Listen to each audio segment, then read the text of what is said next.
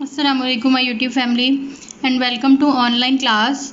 आज हम जो लेक्चर देखने जा रहे हैं वो है स्ट्रक्चर ऑफ वायरसेस के बारे में। स्ट्रक्चर ऑफ वायरस से मुराद है कि हम उसे इंटरनली देख रहे हैं कि वो किन चीज़ों से मिलकर उसका स्ट्रक्चर बना हुआ है, उसकी जो बॉडी है वो किन किन चीज़ों से बनी हुई है और क्या क्या उसके अंदर जो है वो हम कह सकते हैं कि पार्ट्स मौजूद हैं जो मिलके एक वायरस पूरे को बना रहे हैं, यानी उसका पूरा स्ट्रक्चर बना रहे हैं। तो हम पहले देखते हैं कि वायरियन क्या होता है। वायरियन एक कंप्लीट मैच्योर और इन्फेक्शियस पार्टिकल होता है, यानी जो कंप्लीटली इफ़ेक्ट कर रहा होता है किसी भी बॉडी को, एक जो है ऑर्गेनिज्म को, इन्फेक्शियस पार्टिकल, उसे हम क्या कह रहे हैं, वायरियन बोलते हैं। अब वायरियन के अंदर आगे या वायरस के जो है स्ट्रक्चर्स में हम देखें तो इसमें क्या क्या कुछ प्रेजेंट होता है। अगर हम जस्ट नेम देखें तो उसमें कोर, कैप्सिड, कैप्सोमियर्स, उसके अलावा इसका अपना डीएनए, न्यूक्लिक एसिड, इन्वेलप जो आउटर कवरिंग होती है, उसके अलावा कुछ इसके अंदर अटैचमेंट के लिए ऐसे स्ट्रक्चर्स लगे हुए होते हैं जिन्हें हम बारी बारी जो है वो आगे जाके अभी फर्दर डिटेल में थोड़ा सा देखेंगे। तो फर्स्टली कोर होता है। कोर क्या है कि जो वायरियन है वो सेंट्रल कोर से मिलके, मतलब उसके अंदर सेंट्रल कोर मौजूद होता है जिसमें क्या होता है, न्यूक्लिक एसिड, यानी इसका डीएनए और आरएनए जहाँ प्रेजेंट होता है उसको हम कहते हैं कोर, जहाँ पे ये मौजूद होगा। तो हम डीएनए और आरएनए को कलेक्टिवली जो है हम कह देते हैं कि ये जीनोम है वायरस का। Second thing is capsid. Capsid क्या होता है? कैप्सिड जो जीनोम है उसका एक वो प्रोटीन कोट से सराउंड किया हुआ होता है, उसको हम कहते हैं कैप्सिड। हमने क्या कहा कि कोर हम उस रीजन को कह रहे हैं जहाँ पे उसका जीनोम प्रेजेंट है, यानी डीएनए और आरएनए मौजूद है, उसे हम कहेंगे कोर। लेकिन कैप्सिड क्या है? कैप्सिड को सराउंड किया होता है, ये अगर कोर है बिल्फर्ड सेंट्रल, तो इसको सराउंड किया हुआ है एक प्रोटीन की कोट ने, जिसे हम कहते हैं कैप्सिड। कैप्सिड जो है वो वायरस को एक डेफिनेट शेप देता है, यानी इसकी स्ट्रक्चर मेंटेनेंस में हेल्प करता है। नंबर थर्ड पे आ जाती है वो है कैप्सोमियर्स। कैप्सिड जो है वो मिलकर स्मॉलर प्रोटीन यूनिट से बना हुआ होता है। जैसे हमारे टिश्यूज़ हैं वो डिफरेंट सेल्स से मिलकर बने हुए होते हैं, यानी सेल्स मिलते हैं तो वो टिश्यूज़ बनाते हैं। इसी तरह कैप्सिड्स किससे बने होते हैं? कैप्सिड कैप्सोमियर से, स्मॉलर यूनिट होता है प्रोटीन का जो मिलके कैप्सोमियर मिलके, जैसे हम कैप्सोमियर बोलते हैं, और वो मिलके क्या बनाता है, कैप्सिड बना रहा होता है। अब जो कैप्सोमियर का नंबर है ना, वो डिफ़ाइन करता है कि ये वायरस कौन सा है, यानी पर्टिकुलर वायरस को वो डिफ़ाइन कर रहा होता है जो कैप्सोमियर का नंबर है। फॉर एग्जांपल हम इसमें क्या कह सकते हैं कि जो हर्पस वायरस है ना उसमें 162 कैप्सोमियर है, एडिनो वायरस के अंदर 252 कैप्सोमियर्स मौजूद होते हैं। तो ये जो नंबर है ये हमें क्या बता रहे हैं कैप्सोमियर्स के, कि कितना, मतलब ये कौन सा वायरस है, यानी number of capsomeres identification of virus में हेल्प करते हैं। तो आगे न्यूक्लियो कैप्सिड और इन्वेलप आता है। न्यूक्लियो कैप्सिड हम किसको कह रहे हैं? कैप्सिड और जो वो डीएनए और आरएनए न्यूक्लिक एसिड जो मौजूद है उसको हम कलेक्टिवली न्यूक्लियो कैप्सिड कह रहे हैं। इस सब को फिर सराउंड किया हुआ होता है एक आउटर मेम्ब्रेन ने, जिसे हम कहते हैं इन्वेलप। एक मेम्ब्रेन होती है जो कि कवरिंग या प्रोटेक्शन प्रोवाइड कर रही होती है, तो उसको हम इन्वेलप कहते हैं। जो नॉन इन्वेलप्ड वायरसेस होते हैं, बहुत सारे वायरसेस ऐसे भी हैं जो नॉन इन्वेलप्ड होते हैं, यानी उनके इर्द गिर्द इन्वेलप नहीं होती, जब जस्ट उसका कैप्सिड होता है और उसके अंदर उसका जीनोम प्रेजेंट होता है, और उसको हम कहते हैं कि वो नेकेड वायरियंस है या वायरसेस हैं जो नॉन इन्वेलप होंगे, यानी उनमें इन्वेलप मौजूद नहीं होगी। तो आगे अगर हम शेप्स की बात करें कि वायरसेस की जनरल सा हम अगर ओवरव्यू दें कि किस तरह की उसके अंदर शेप मौजूद होती है, तो क्यूबिकल और जो हेलिकल फॉर्म है ना, सिमेट्री, वो दो फॉर्म में बैक्टीरियोफेजेस के अंदर दो फॉर्म्स होती हैं। तो अगर हम वैसे जनरली देखें एनिमल और प्लांट वायरसेस में वो पॉलीहेड्रॉन होती हैं जिसकी बहुत सारी साइड्स हो सकती हैं, और इन्वेलप्ड होती हैं, और कम्प्लेक्स होता है वो। अगर ये मतलब इसकी एक जनरल सी हम देख रहे हैं, अदरवाइज़ इसके हम स्ट्रक्चर को थोड़ा सा और अगर मज़ीद डिटेल में देखें तो जो बैक्टीरियोफेजेस होते हैं ना उसके अंदर दो फॉर्म्स होती हैं। दो फॉर्म किस तरह से होंगी कि क्यूबिकल और हेलिकल। क्यूबिकल यानी क्यूबिकल और हेलिकल की फॉर्म में वो मौजूद होगा। जनरल अपीयरेंस में जो क्यूबिकल फेजेस हैं वो रेगुलर सॉलिड होती हैं और आइसो हेड्रल होती हैं। यानी जिसके 20 फेसेस होंगे। और जो हेलिकल फेजेस हैं वो रॉड शेप्ड होते हैं। क्यूबिकल फेजेस क्या होंगे, रेगुलर सॉलिड होंगे और जिसकी 20 फेसेस होंगे। लेकिन हेलिकल फेजेस जो हैं वो रॉड शेप्ड होती हैं और बहुत सारे जो बैक्टीरियोफेज हैं उनके अंदर हेड और टेल मौजूद होती है। तो अगर हम अब स्ट्रक्चर को देखें यहाँ पे डायग्रामेटिकली, मैं यहाँ पे आपको बताती जाती हूँ कि कौन सी, हमने अभी इसका स्ट्रक्चर देखा कि कौन कौन सी चीज़ें मौजूद थी, तो वो हम इसको यहाँ पे अब लेबल करते जाएंगे साथ साथ। ये यहाँ पे हमने इसके क्या बोला था कि जहाँ ये इसका जीनोम प्रेजेंट है इसको हम क्या कह रहे हैं कि ये है कोर।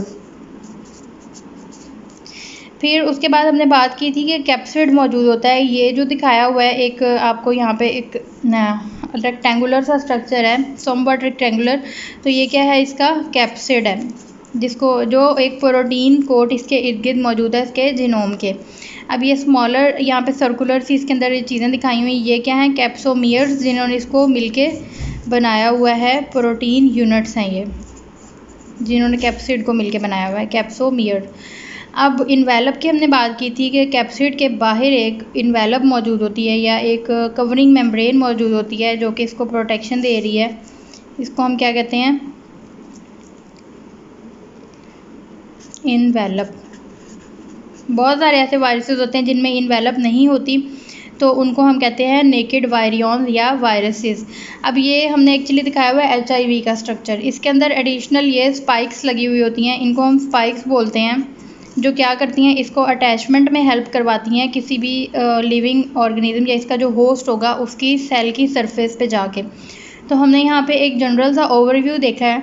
ये फिगर है HIV की, या फिर हम जनरल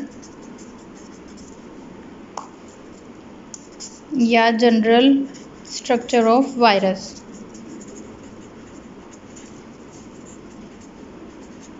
हमने इसको यहाँ पे एक्सप्लेन किया है कि वायरस के अंदर कौन कौन सी, जनरली हम मतलब कह सकते हैं कि उसके अंदर क्या मौजूद होता है, कोर्स होता है, कैप्सिड होता है। कैप्सिड किससे मिलकर बना होता है, स्मॉलर यूनिट प्रोटीन यूनिट से, जो कि क्या होते हैं, कैप्सोमियर्स होते हैं। कैप्सोमियर्स या कैप्सिड को जो है वो एक फिर और मेम्ब्रेन ने सराउंड किया हुआ होता है, जिसे हम क्या कहते हैं, इन्वेलप। इन्वेलप के ऊपर कुछ ऐसे वायरसेस भी होते हैं जिसपे आप फर्दर फिर प्रोजेक्शंस होती हैं कुछ, जो कि इसको हेल्प कराती हैं लिविंग ऑर्गेनिज्म के ऊपर जाके अटैच करने में, तो वो क्या होती हैं, स्पाइक्स होती हैं। तो ये एक जनरल सा स्ट्रक्चर है, यानी कि वायरल जो बॉडी है वो किन चीज़ों से मिल के बनी हुई होती है, तो वो ये सारे स्ट्रक्चर्स हैं जो कि इसके अंदर मौजूद होते हैं।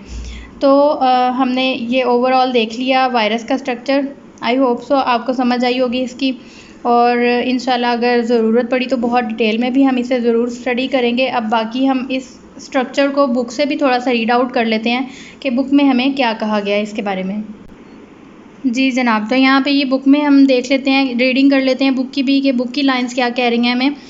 जो कंप्लीट मेच्योर और इन्फेक्शियस पार्टिकल है उसे हम क्या कहते हैं, वायरियन कहते हैं। The virions are composed of central core of nucleic acid, इधर DNA और RNA, यानी DNA और RNA कुछ भी हो सकता है, which is also known as the genome and is surrounded by a protein code the capsid. हमने पहले भी कहा कि प्रोटीन कोड से इसका जो जीनोम है वो सराउंड किया हुआ होता है।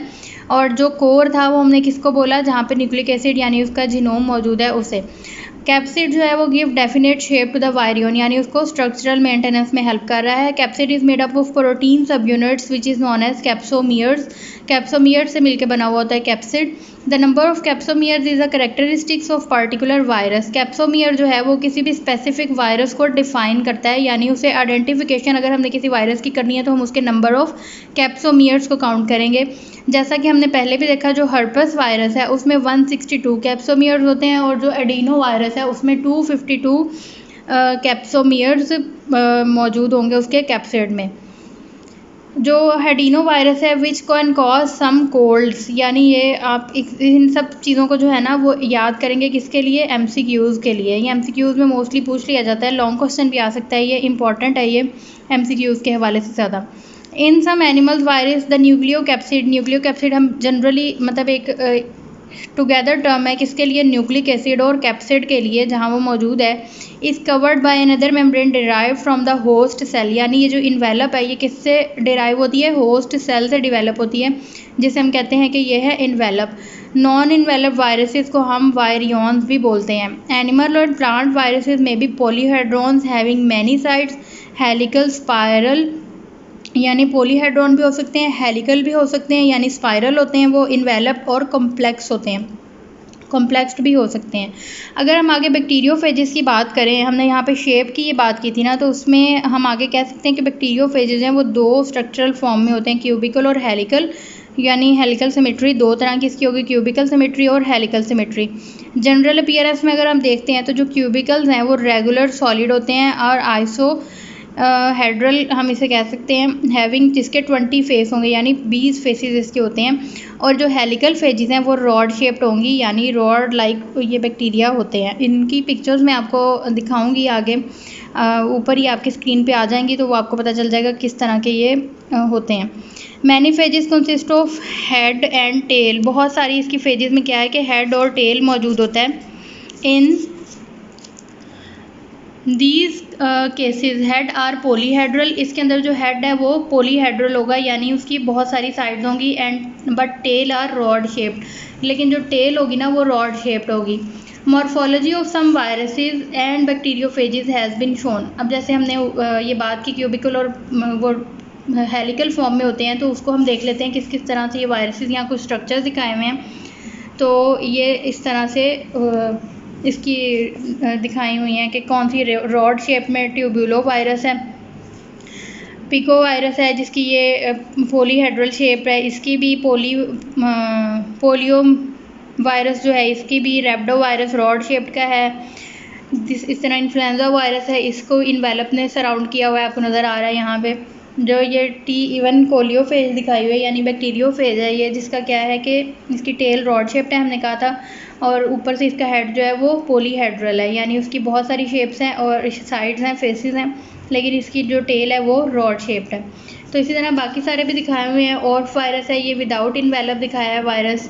अगर इस तरह ये जो आपकी डायग्राम दिखाई हुई है ना बुक में, इसको भी अच्छी तरह से प्रिपेयर करना है, क्योंकि ये जो मतलब हमने पीछे बात की है ना कि नॉन इन्वेलप वायरसेस और इन्वेलप, तो ये शॉर्ट क्वेश्चन में भी पूछा जा सकता है या MCQ में आ सकता है कि कौन सा वायरस जो है वो नॉन इन्वेलप्ड वायरस है। आपको एज इट इज़ नाम तो वहाँ पे नहीं दिया गया, लेकिन आपकी बुक में दिखाया है ना, तो यहाँ पे और वायरस क्या है, नॉन इन्वेलप वायरस दिखाया गया। बाकी सबके इर्द गिर्द तकरीबन जो है वो मौजूद है क्या, इन्वेलप, जैसे इसकी इन्फ्लुएंजा वायरस भी है, हर्पस वायरस के इर्द गिर्द भी है, पैरामिक्सो वायरस में है, वैक्सीनिया वायरस में भी, रेब्डो वायरस नॉन इन्वेलप्ड है आई गेस। तो इस तरह से ये चीज़ें याद रखनी है आपने। तो I hope so you got the topic, और बुक की लाइंस अच्छी तरह से याद करनी है MCQs और शॉर्ट क्वेश्चंस के लिए, क्योंकि जहाँ से भी जो कुछ भी आना है वो बुक की लाइंस में से आना है, तो आपने उसको अच्छी तरह से प्रिपेयर कर लेना है। थैंक यू सो मच, अल्लाह हाफिज़।